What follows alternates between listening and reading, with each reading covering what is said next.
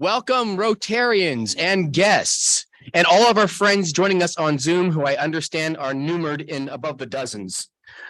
We are the Rotary Club of York, where we connect York's diverse community leaders through service and fellowship to create a thriving community. I am President-elect Aaron Jacobs, filling in today for President Glenn Miller while he is away on a work trip. It is only fitting that he chose my birthday to put me to work after serving as his heel for 8 months. However, I have reconciled this by telling myself that this is my birthday party and President Glenn was not invited. Be that as it may, let's get on with the program by silencing our devices, preparing for our opening song, which will be led by Calvin Weary and his son Eli, followed by the invocation by Steve Fieldman and visitor introductions by Jen Brillhart. The Wearies.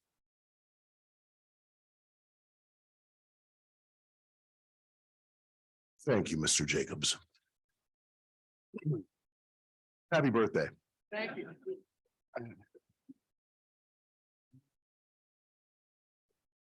Lift every voice and sing to the heaven. Ring, ring with the harmony of liberty. Let our rejoicing rise high as the lasting skies. That is resounds loud as the rolling sea.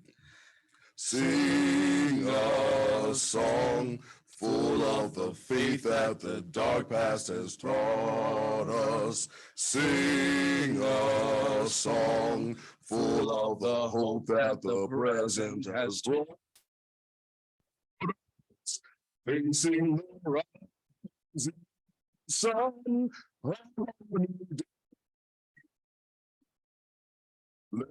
march on to victory.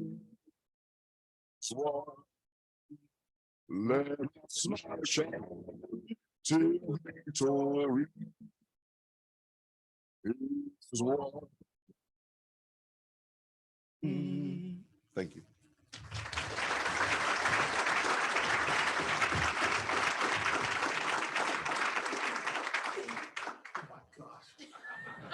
You know, I think that's the first time I've ever done that. And now the pledge.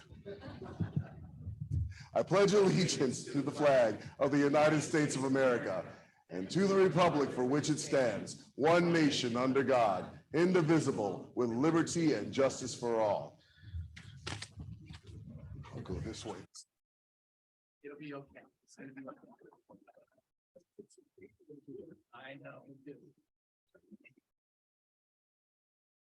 We've all done it. Please join me in a word of prayer. God of all creation, we come before you today mindful of the simple fact that none of us have all the answers to everything. But another simple fact is that all of us have an answer to something. Getting together and talking it out can, when done well and patiently, actually produce amazing things. Bless our speakers today in their calling to demonstrate that together is better than alone. Inspire us to widen our circles, break down our silos, and move us to greater collaboration. Instill in each of us the capacity to listen more and speak less. Help each one here to find ideas and plans that move us to take action on things that matter. Inspire this Rotary Club, its leaders and members to lead, to follow, and even creatively get in the way if needed. Help us all to be aware of all we should be grateful for, particularly today, the food before us and those who prepared and served it. Bless us to be a blessing to others today and tomorrow too. and discipline us to make that a never-ending pattern. Amen.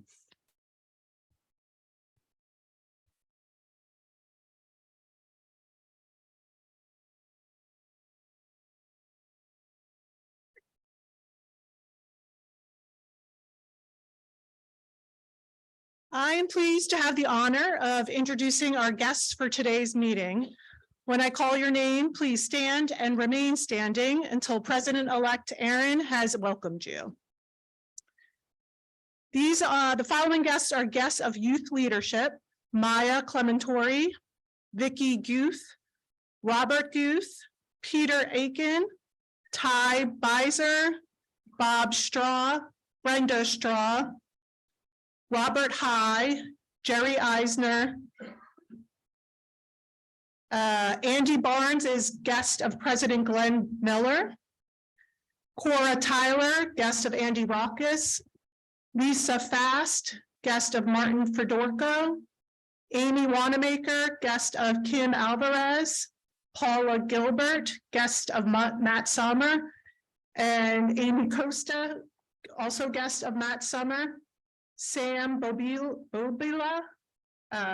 apologies if I mispronounced that, guest of Marissa Fish. Cheryl Yerger, guest of Joyce Santiago. Matt Leninger, guest of Norman Humber. Dan Boyle, guest of Ron Bunch. Laura O'Grady, guest of Brian Grimm. Mike Delaney, guest of Brittany Reese. And Eli Weary, guest of Cal Weary. Thank you, Jen. And I'd also like to point out that our friend Gordon Freirich is with us today. It's been a while, Gordy, since we've seen you. Glad to have you back again.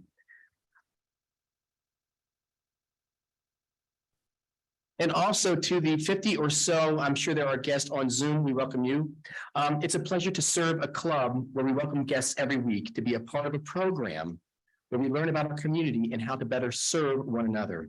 I hope you have found the food to be exquisite, our members to be friendly, and the program to be educational. Please visit as often as you like, and by all means, consider if being a member is right for you. Rotarians, please join me in welcoming our guests.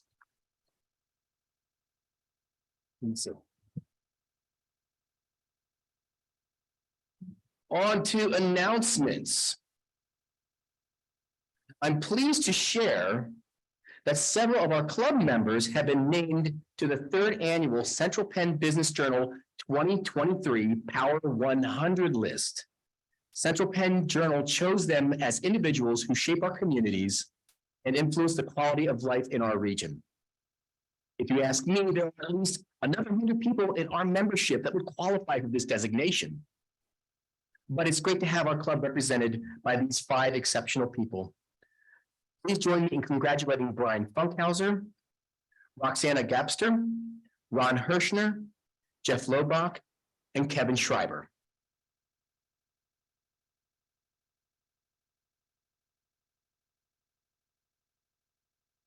Now here's what's going on this week at Rotary. The membership committee will meet on Monday, February 27th at 4 p.m. at Fox 43 and or via Zoom. The Communications Committee will meet on Tuesday, February 28th at 3:30 at the Grill at Regents Glen. See, these are good reason to join these committees. They go to the greatest places, don't they? On Wednesday, March 1st, the Nominating Committee will meet at 10:30 a.m. in the Terrace Room at the Country Club of York. And the Fundraising Committee will also meet on March 1st. They are meeting 11 a.m. at the Mixed Grill here at the Country Club. And this just in from Rob Bowen. We've announced that we are having a Rotary happy hour at the brand new rooftop bar at the recently opened Yorktown Hotel. The event is on March 8th and runs from 5 p.m. to 7 p.m. And if you're interested in attending, please notify Rob Bowen, as I'm certain he would like to see a rooftop full of Rotarians. I, however, will not be there for 2 reasons. 1, I don't drink alcohol, and 2, I'm deathly afraid of heights. And only one of those statements is actually true. Lastly, I will be attending the Rotary President-elect Training Summit in Valley Forge this weekend, where I get to learn about other clubs and new ideas for the upcoming year. And just so you know, once I complete this session, there is no turning back for this club. So buckle up, buckaroos. And now I'd like to introduce Debbie Ashway, who will do a presentation on Student Education Committee update. Debbie.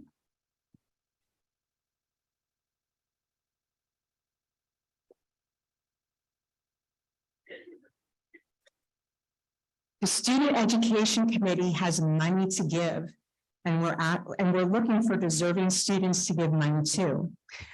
I'm going to review our website page. I did a couple weeks ago, but we're going to do it again. So go to our Rotary website page, click our impact. A drop-down box will appear, and you'll see the line for York Rotary scholarships. Click on that, and then you can scroll down, and you'll see all of the student education scholarships available, all of the criteria, and the award amount.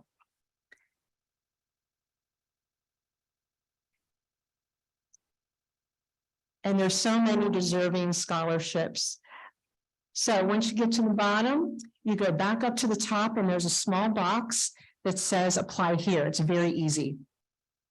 So since January, the Student Education Committee has been making personal phone calls to all of our area schools to get the word out. The scholarship info has also been posted on our Facebook page, and I've seen that some of you members have shared the post. Thank you so much. We're trying to get the word out as much as possible.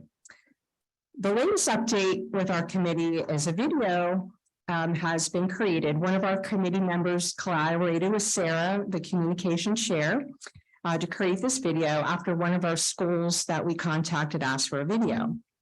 So the video has also been sent to the schools and is also on the Rotary website. So please feel free to share that as well. So now we're going to show you the video.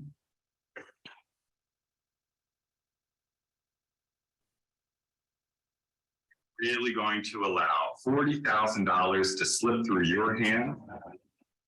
Have your attention, students and parents. My name is Mike Lowe, and I'm with the Rotary Club of York. The one-pager that is connected to this email will outline for you the very generous Rotary scholarships that York County students have access to. All you need to do is apply. Applications are due no later than March 15th, so start your planning today. As you work through the application process, you can ask questions of your school counselor. You will also see in the middle of the one-pager that I have a link to Michelle Richwine, who can also answer any questions that you may have. Don't let this opportunity pass you by. Students, start applying today during one of your free periods. And you'll need to talk to your child about applying and follow up with them until their application is completed. Enjoy the day and good luck with the process. All right. Thank you, Michael. I don't want to forget the non-traditional scholarship. That's always the one that, breaks our heart the most, and they're the hardest people to get applicants for.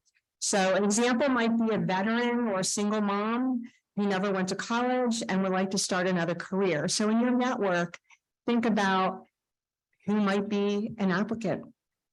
So to date, we have 33 completed applications and 134 are in the draft stage. We have money to give, and the deadline is March 15th.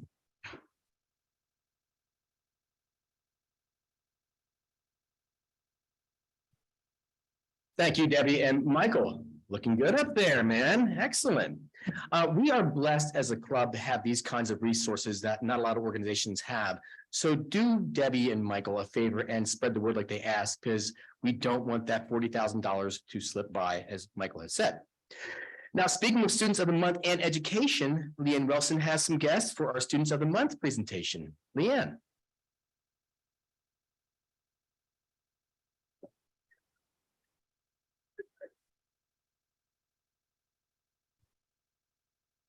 So we're recruiting for them for next year, Debbie, okay? I've already told them, check it out. Today we have students from Central York High School, 2 juniors. Maya Clementoni is a junior. Her parents here are Bob and Vicky Guth. She is part of the honor roll and Future Educators of America. She's part of the Christian Club and the York County Honors Choir. And she works in the preschool and in fourth grade teaching at her church.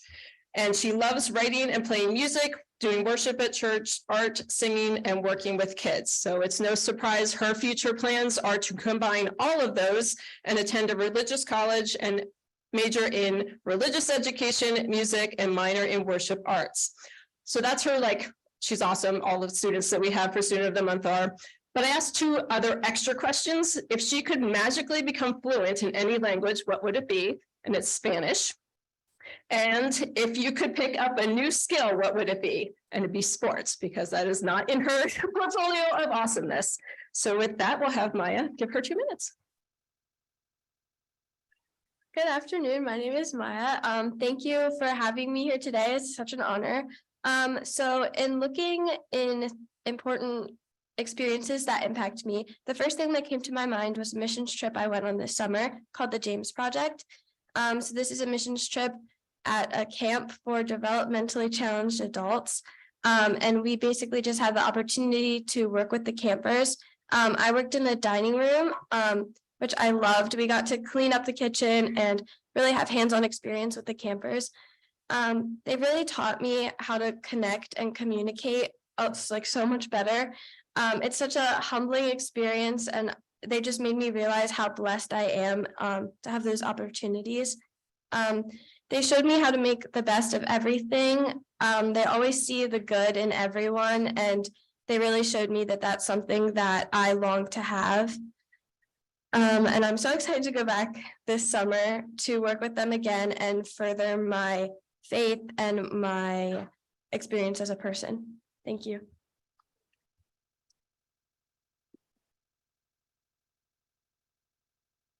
Next, we have Ty Beiser, who is also a junior at Central York High School. His parents are Jeremy and Lori Beiser, but he's joined today by his grandparents, Bob and Brenda Straw. His musical performances include ensembles, either playing the French horn, mellophone, tuba, or fife. I learned that the director at Central York continues to ask him to do other instruments, so that's how he keeps adding to that list. He performs in the high school theater music productions, as a member of Model UN, the Panther Close Service Project, peer tutoring. And last year he won the Pumpkin Chunkin Catapult Design Contest. He is part of National Honor Society, Tri-M, and the Thespian Society, and he holds leadership roles in most of those organizations.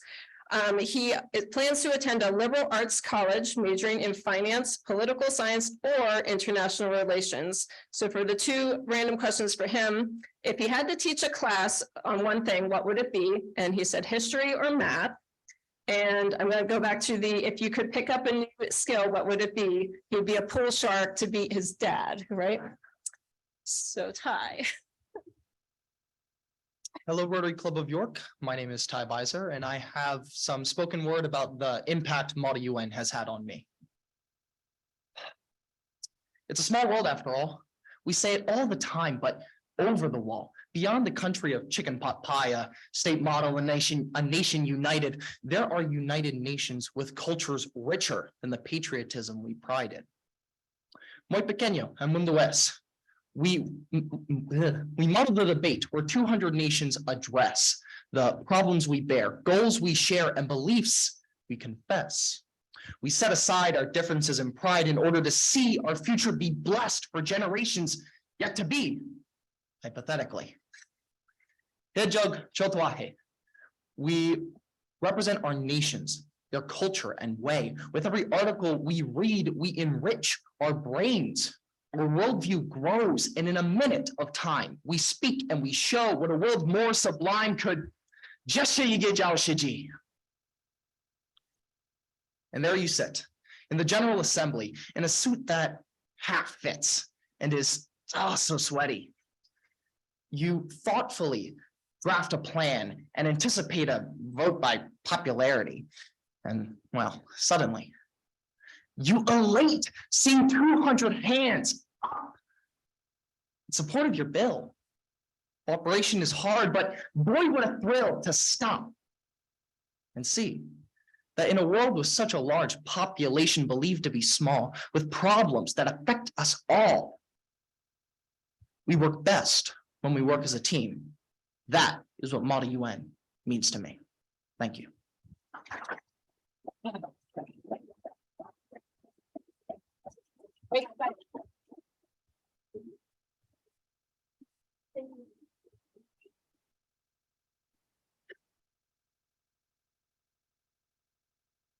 Thank you, Leanne. Maya and Ty, we all know how challenging high school can be. As listening to all the hard work that you do and how you serve others certainly brightens our day, knowing that we can all work hard, just as you have, to achieve great goals, not only for ourselves, but also for other Rotarians. And Ty, I'd like to personally invite you back to this club to demonstrate your pumpkin chunking machine in this room during President Glenn's year. So that's before the end of June. Rotarians, let's applaud our students of the month.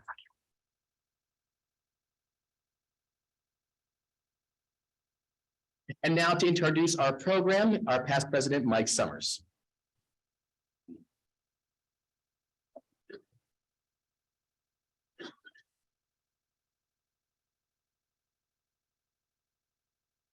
Okay, excuse me, my voice is a little hoarse today.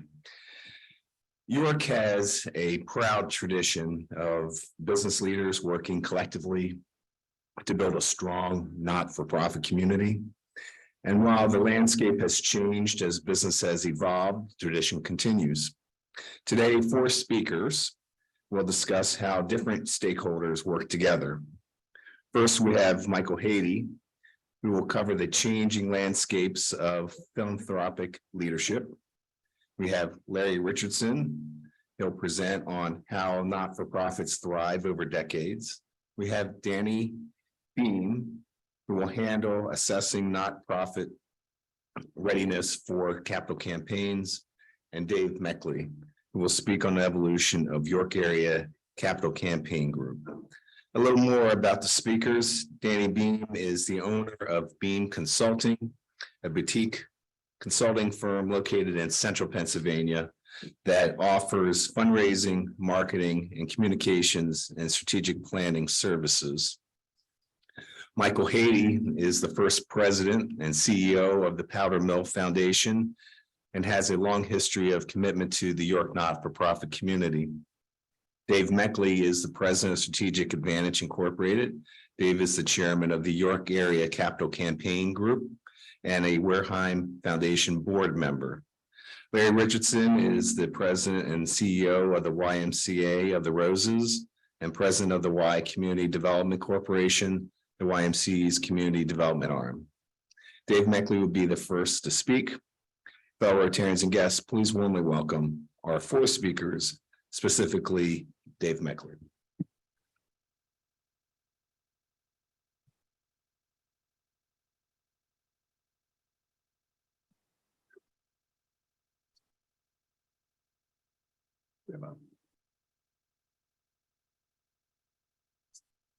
Yep.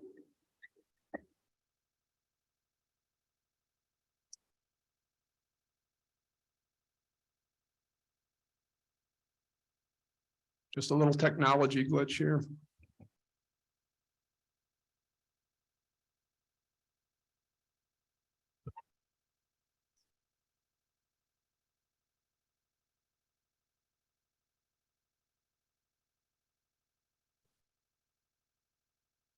Good afternoon. In the summer of 1958, after finishing first grade, I still can't get her. After finishing first grade in Spry Elementary, my family moved 300 miles west from York to Mansfield, Ohio, which was on the Lincoln Highway, which ran, and it was a very major route, coast to coast. We packed up the car and pulled into a hotel in downtown Mansfield. My father looked at my mother and said, "I think we made a wrong turn. We're back at the Yorktown Hotel." As it turns out, Not only was Mansfield Leland almost identical to the Yorktown, there were many other uncanny similarities in these two communities. The two hotels were each within a block of center of the city on the Lincoln Highway, built in the 1920s with community money. They were both centers of community events and special occasions, the heart of the city.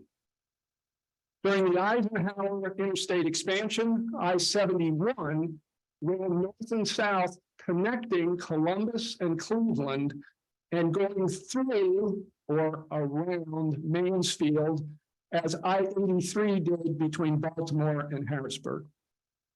There were many long-standing family businesses like the Tappan Stove Company and Ohio Brass, and large manufacturers, Westinghouse. Active entrepreneurs in Mansfield, like York, built a ski resort with snowmaking within a few years of Round Top. And for the golfers in the room, Mansfield Country Club had a Donald Ross golf course built in the 1920s. But there have been some differences as well. And when my family moved back to York in 1968, my parents stayed in touch with the community leaders in Mansfield. How similar are those two communities 50 years later? Well, stay tuned.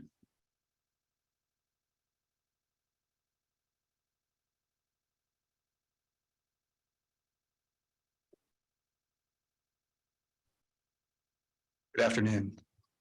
So as we began to develop this program for the Capital Campaign Advisory Group, it's kind of a mysterious group out there in town that a lot of people still don't quite understand where it came from and how it operates. So to think about that, we're going to go back to the 70s and what was happening back in the 70s. There were a lot of nonprofits growing at that time. A lot of them were starting capital campaigns. And there were a small group of community leaders that were often called on first, as the foundations are this time of the year, or in history, that were called on initially for those lead gifts. And so Louis Appel decided that maybe there needed to be an organization that really began to look at these and help kind of spread them out, because oftentimes they may get 4, 5, 6, 7 capital campaigns in one year.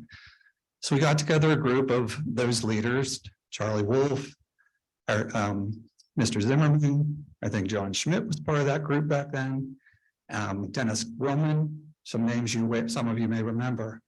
And they began to work with those nonprofits and work with them on developing their plans around how to best successfully achieve a capital campaign.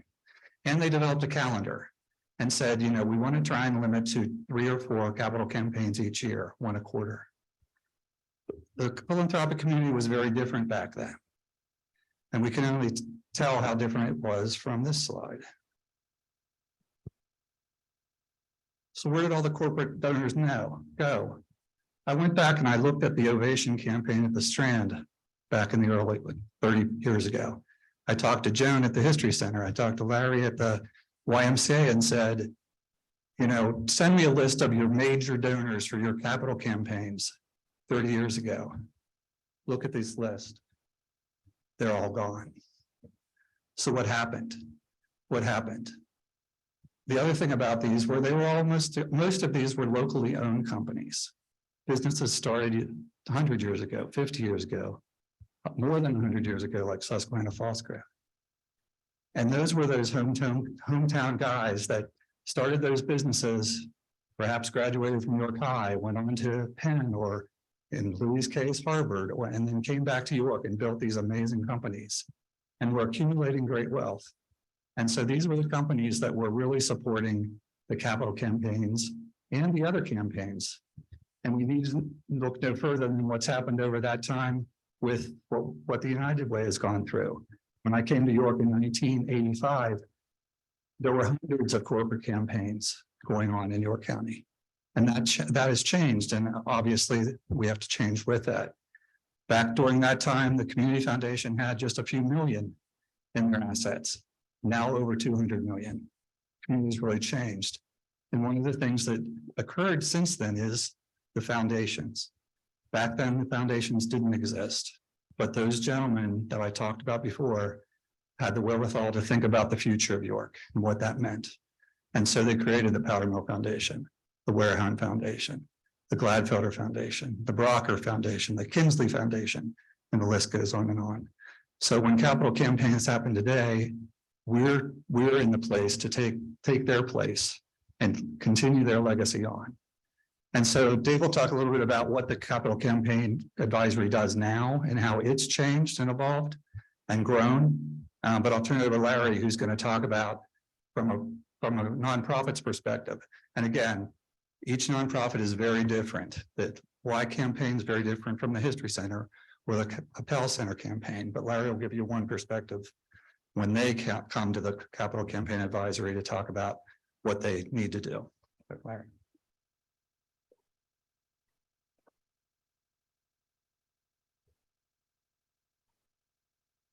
Thanks, Michael. So I guess we're just giving you the nod to, or just, so I'm giving you the nod. There you go.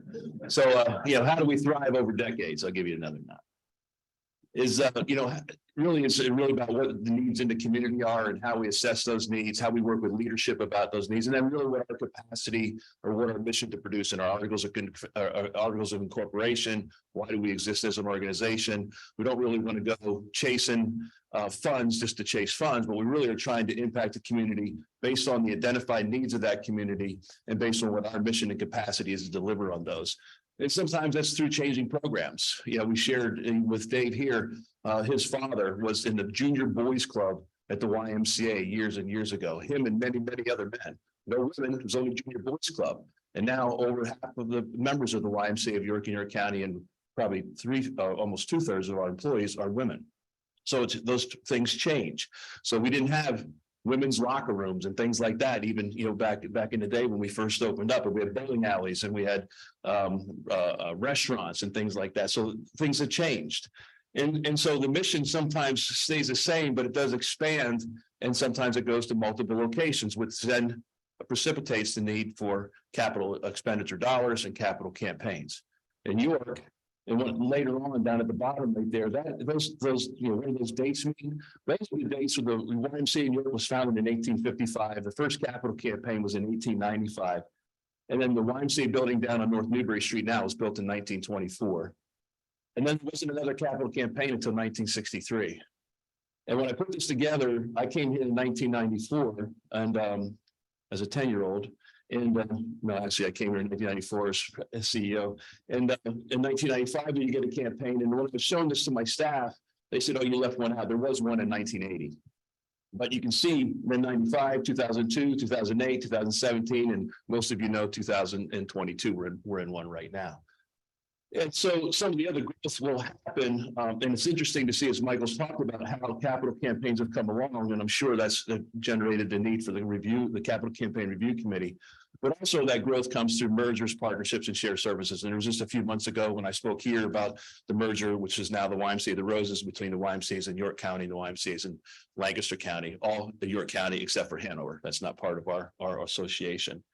And so that history of York in the YMCA, which is 167 years old now, and I could probably show you a similar side of what happened in Lancaster. And many of my colleagues and nonprofit executives in the room could probably show similar characteristics of what their history has looked like in terms of capital projects.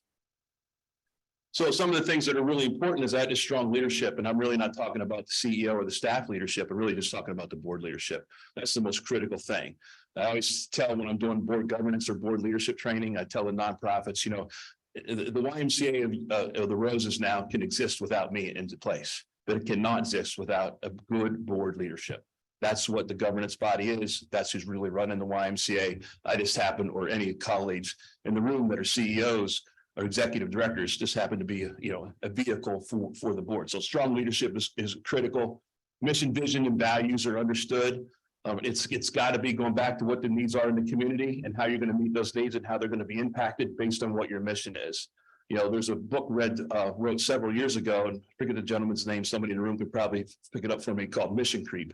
And he's in Lancaster as part of a missions organization. And we want to make sure, and that's why it comes back to strong leadership, because good boards will not allow your mission to creep outside of its parameters or guardrails, and you'll stay on task.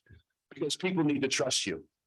They need to trust you. What you're going to do with those dollars, they're hard-earned dollars. We're raising a lot of money, and they need to be trust internally that we're well run. We have a sustainable plan, and then externally, the trust in terms of how to deliver on this community imperative and impactful program strategically. We're going to be able to deliver on that. And those boards are responsible for planning. You know, you just don't say, let's just go do a capital campaign. Generally, and I'm sure Danny will talk about this, you just don't decide, I'm going to do a capital campaign. I'm going to start one tomorrow. Although I'm sure that happens all the time. People probably come, I'm going to start a capital campaign. Let's do it tomorrow. It takes a lot of planning. And that comes back to the strong leadership, because the responsibility for the planning is really on the board. Staff have to help, but it's on the board.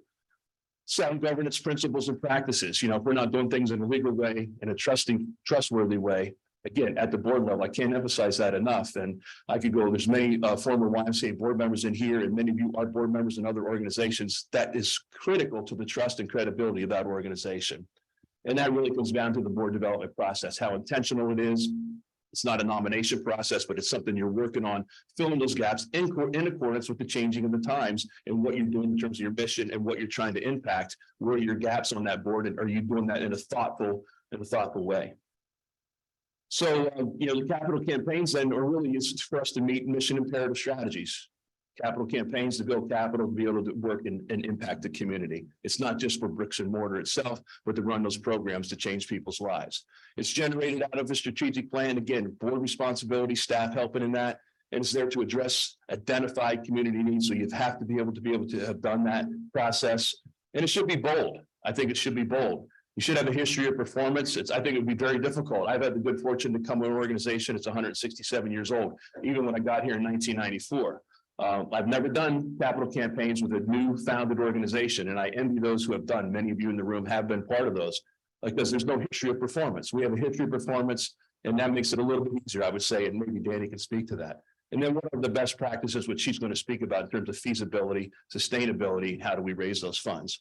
And just kind of on the scale, since I've been here, and since October 10th, 1994 is my first day here, and we raised $35 million on the YMCA side, and we raised $28.5 million on the Y Community Development Corporation side. So a little over $60 million and since 1994. And that's been, again, a credit to the community and credit to our leadership and the board. So I think Dani's now going to talk about the feasibility and sustainability.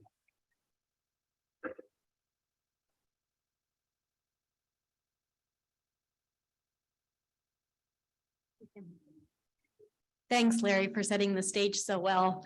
I am going to talk about how the feasibility study will help you determine whether all of those pieces are in place that Larry just mentioned. But first, how many in the room are nonprofit leaders who have conducted capital campaigns?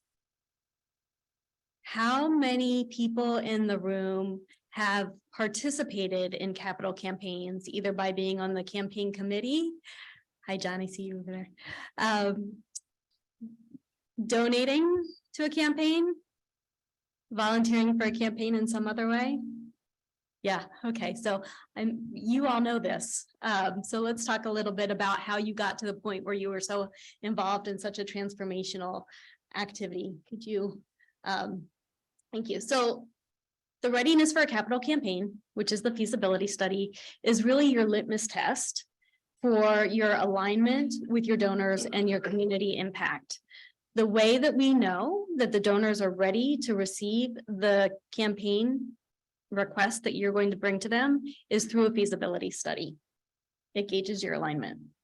So feasibility studies test internal and external readiness. The external readiness might be obvious. That's when you're asking the donors if they'll support the project and the degree to which they will support the project. But internal readiness is that assessment of whether your staff are prepared for such a big lift, whether you have systems in place like your communication channels, your database, whether you have expertise at the board level to manage the construction project, but also the capital campaign. How many of you are familiar with Tom Baldridge, who was the leader of the Lancaster Chamber for a long time? Yeah, so he did a capital campaign on his way out the door to retirement. And his comment to me was, we were so well positioned for this campaign, we couldn't have been in a better position, and it still nearly killed me. So when we do feasibility studies, we're testing the resilience of your organization, both in terms of your donors' resilience, but your own resilience to embark on such an effort. We involve stakeholders at every level. So we talk to your donors, your volunteers, community leaders, your board, your staff. And that gives you feedback around not just the dollar amount that you hope to raise, but what elements that you need to address or strengthen or lean into in order to make your campaign successful. In York, the campaign feasibility study generally takes between 4 and 8 months, but that's dependent on the number of interviews or focus groups that you need to conduct. And that's dependent on how big your campaign goal is. And it requires that your project be well developed before we take that out to the community to test it. So you need to know the project budget. You need to know, roughly speaking, the campaign timeline that you hope to use, but also the construction timeline, because you want to marry those pieces together. You need to have a business model. So I get a lot of questions about how is this going to be sustainable once the doors are open? So you need to answer that question for the donors. Otherwise, they get nervous that you're going to ask them to bail them out later on. And I've been in communities. I work in Pennsylvania and Washington State, and I've been in both communities where there was a campaign that hadn't thought about what happened after the building was built and the doors were opened. And so then they got really shaky in terms of being able to sustain it. It also gauges the leadership team that you hope to have in place for the campaign. And then finally, what kind of gifts do you need in order to hit your goal? Next, please. Feasibility studies do not always give you a green light. Sometimes it is a green light. Most times there's a little bit of, you can move forward, but make sure that you're paying attention to these elements before you go out. And occasionally the feasibility does not support a project. That might be heartbreaking in the moment, but that's actually good news that you know ahead of time, because it will prevent you from failing at something that could have long-term damage to the organization. Next, please. In York, campaigns are usually 18 months long, which is pretty quick when you think about millions of dollars that you hope to raise. There is 6 months of campaign planning when you're getting all of your ducks in a row. There's 6 months of what's called the quiet phase, where you're working quietly with your top donors, and that could be funders, individual donors, or businesses to secure significant contributions before you go out to the broader community for the final 6 months. That chart at the bottom just shows the way that the gifts sort of unfold. So you start at the top of the pyramid with a small handful of large and generous donors, and then you move through the pyramid into a broad community support at the bottom. I think that's my last page.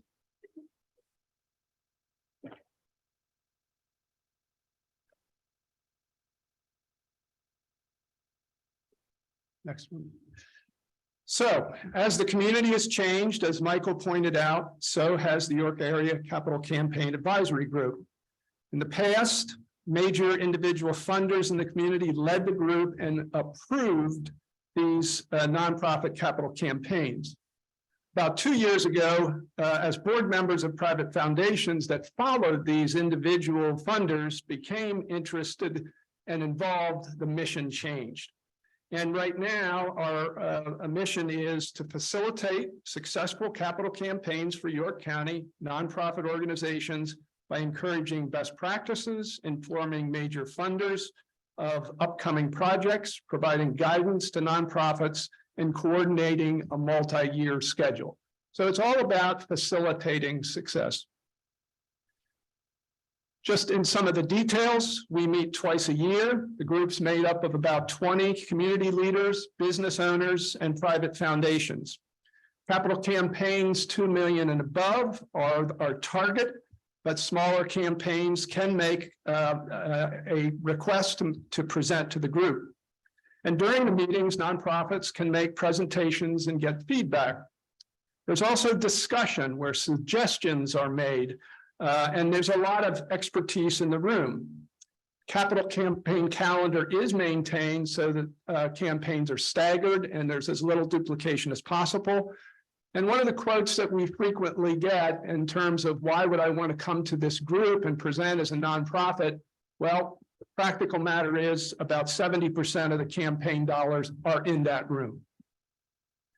Contact can be made through Powder Mill, and they've taken over that administration, and we really are very appreciative of that.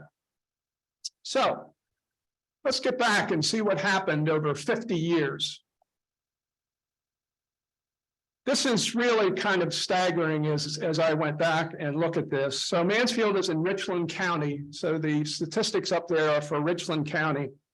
But the population in Richland County over 50 years, this is all over 50 years, has decreased 4%, while York County has increased 68%. That means if we had been Mansfield, we would be a population of 250,000. The median income in Richland County is 76% of the national average versus York County, which is 105% of the national average. That means the median income of York Countyans is 154% of Richland County. If you sold a house in Richland County last year, you would have gotten $99 per square foot. And in York County, the average for sales last year was $160 per square foot. There is philanthropy in both communities. Richland County Community Foundation is about the same size as the York County Community Foundation, slightly over 200 million. But while many businesses were sold in Richland County and many entrepreneurs harvested large amounts of money, that money did not stay in Richland County. They took their money with them. The number of major private foundations where nonprofits can make grant applications in Richland County is 0. In Richland County, the foundation assets are $225 million versus nearly $1 billion in York from the combination of private foundations and the community foundation. That means in Richland County, there's about $6 million per year in available grants, the vast majority being restricted or donor advised, versus $35 million in York County, the vast majority being unrestricted. And just to compare Rotary clubs, Richland County has 65 members versus our 286.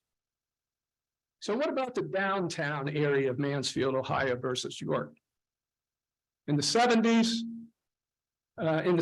when York business leaders were subsidizing the Yorktown Hotel as the suburbs prospered in Mansfield, the Mansfield Leland was torn down.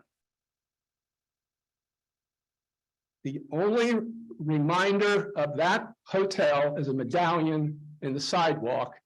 And over the past couple of weeks, we've celebrated the rebirth of the Yorktown Hotel.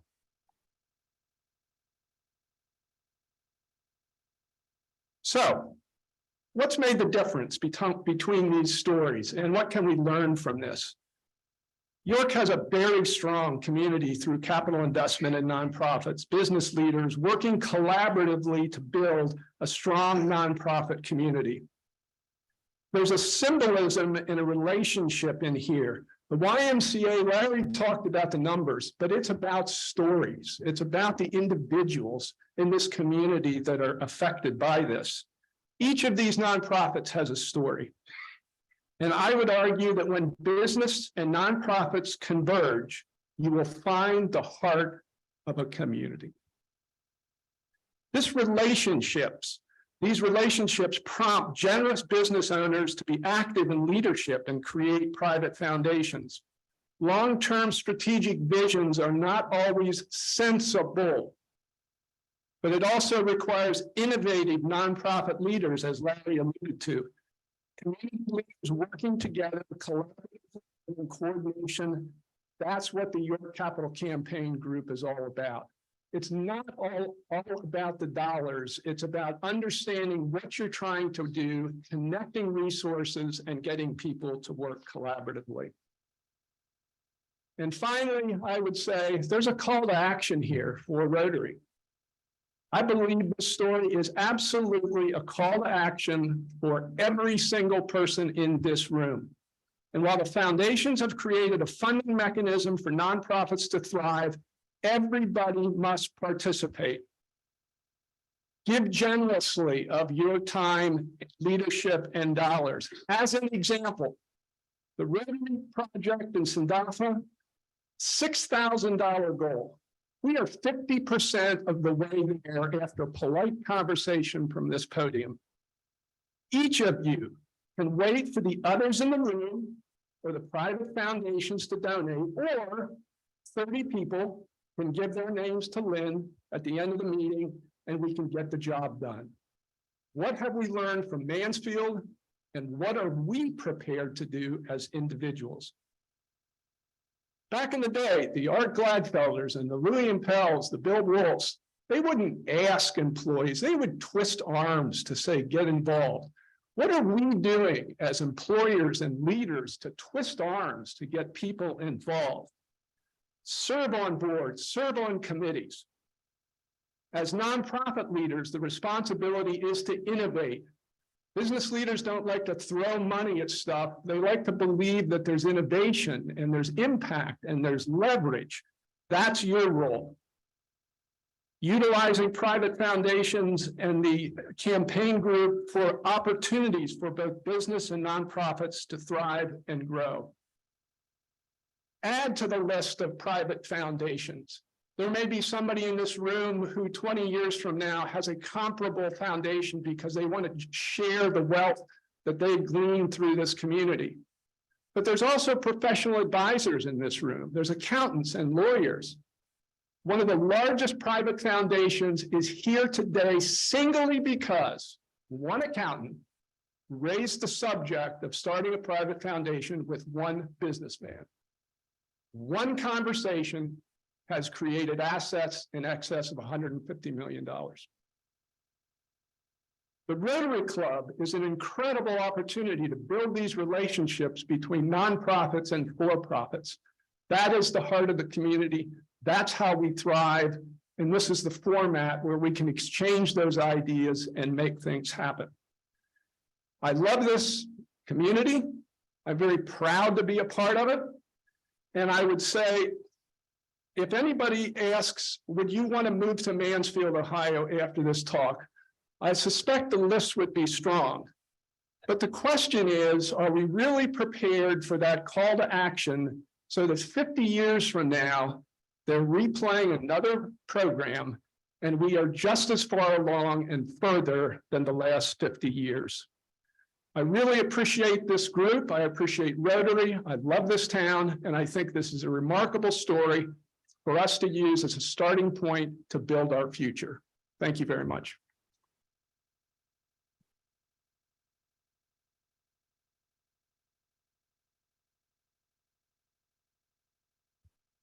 If we do have any questions, the team is ready to help me with this. Are there any questions? Dick. The question is, how does the Capital Campaign Group interface with the United Way? And the Capital Campaign Group primarily is the format for capital campaigns. The United Way, as I understand it, is primarily focused on raising money and distributing it in the same year.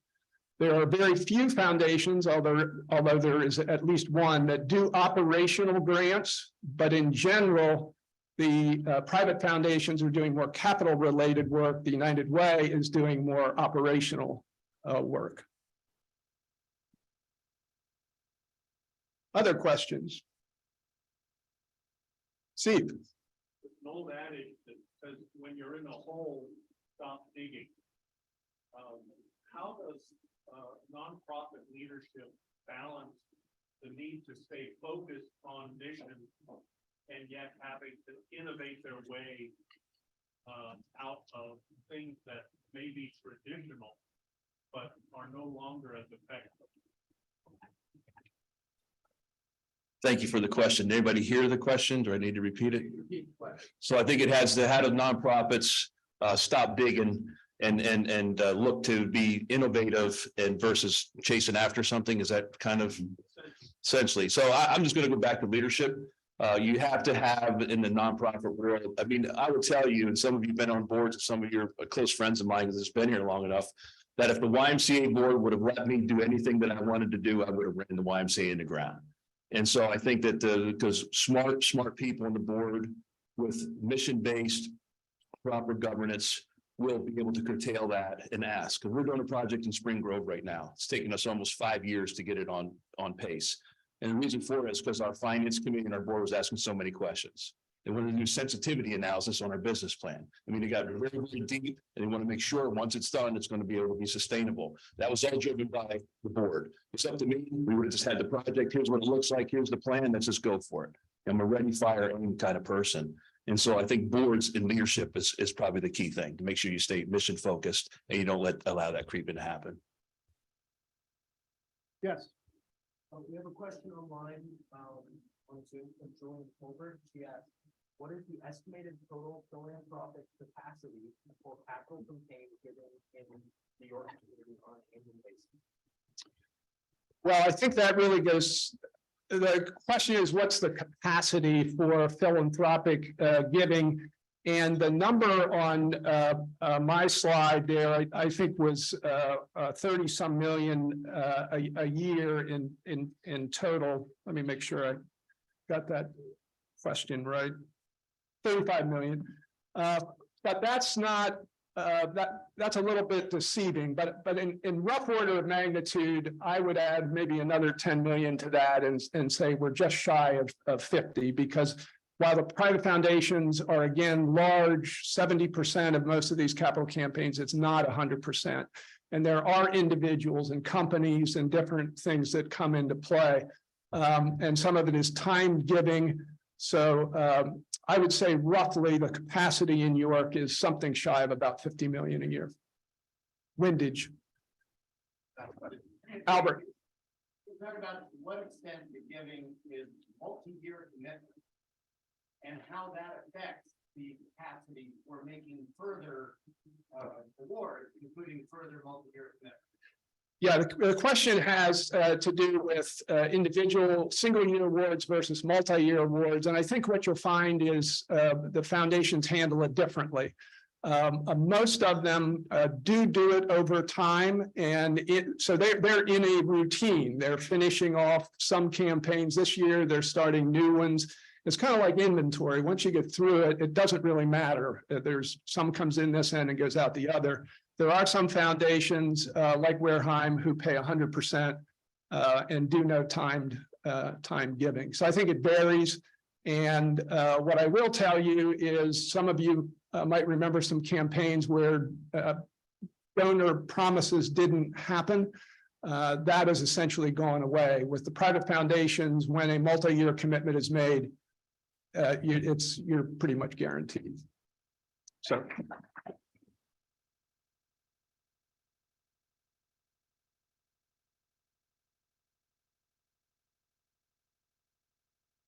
Thank you all. Two thoughts come to my mind as I listen to the program. One, this has been a who's who, past and present of the York community. And as I hear it, I think of the end users of these capital campaigns, and I shudder to think what this community would be like without the hard work that you do, your organizations do, and the support you get from Rotarians who help with these capital campaigns. And the second thing I thought, Dave, especially was, take that, Mansfield, Ohio. In honor of the presentation today, everyone has signed the book for the People We Keep by Allison Larkin, and it will be donated to Central York High School. And this really dovetails nice into next week because President Glenn will return, I assure you, and we will hear from Amy Wanamaker, who I believe is a guest today, and Interim President Jules Tolbert, Board Chair of the United Way of York County. Recently, the United Way of York announced the decision to transform its community impact to an issue-focused model concentrating future efforts and allocations towards the issue of working households that struggle to cover basic living expenses. The transition to the new issue-focused model will take place gradually over the next 3 years. Join us as Amy and Jules share the new mission and vision for the York County. And as we wrap up, we have our imagination quote, which is, imagination is the highest kite that one can fly. Rotarians, this meeting is adjourned.